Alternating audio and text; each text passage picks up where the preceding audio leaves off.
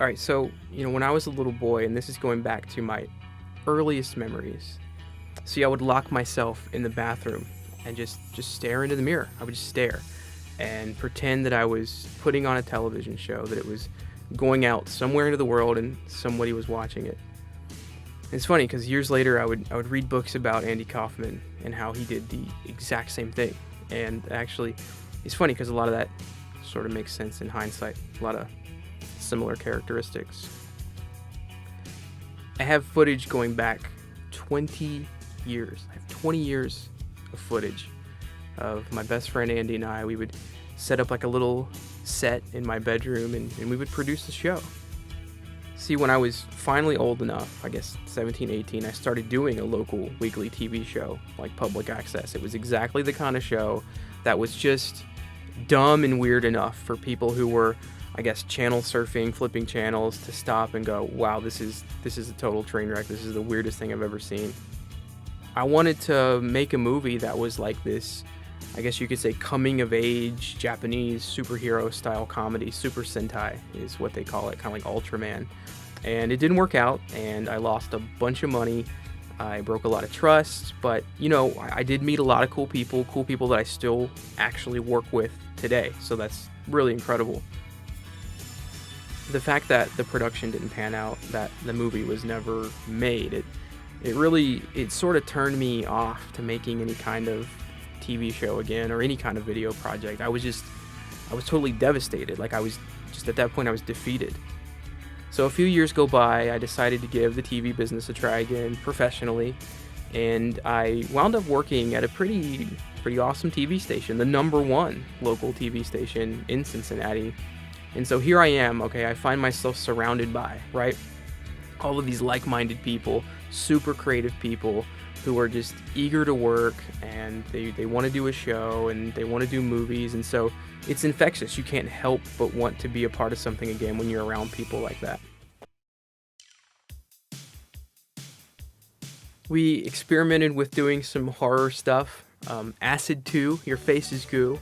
That was really the first sort of collaborative effort with those guys at the TV station.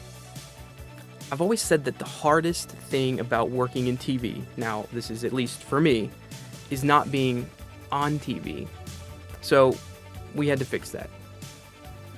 One time, I got an email from a Mr. Richard asking if I was interested in doing this small segment called Acid 2, and so I went up to graphics and talked to him, and we knocked that out, and then Ricky came to me about the Space Foxes, and here we are now.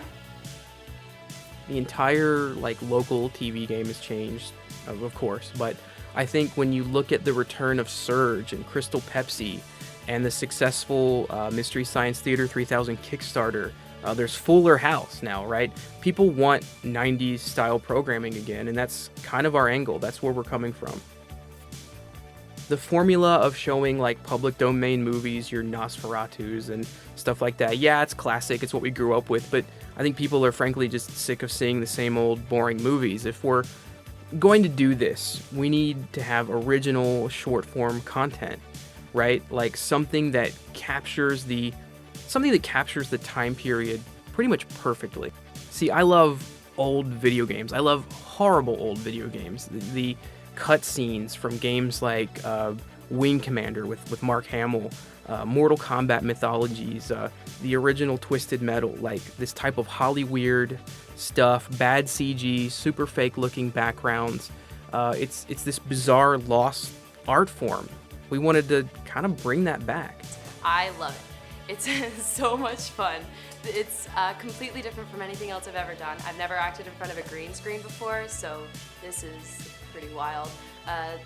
Having the opportunity to play something that's so campy, and I've seen a lot of stuff from the 80s, and it just plays off of all of that really well with the bright colors and this hair and the ears. It's just so easy to slip into that crazy world that we've had built for us. So seeing all the pictures and all the graphics that are being designed for it, it's just so exciting. I can't get enough of it. I'm sharing it constantly.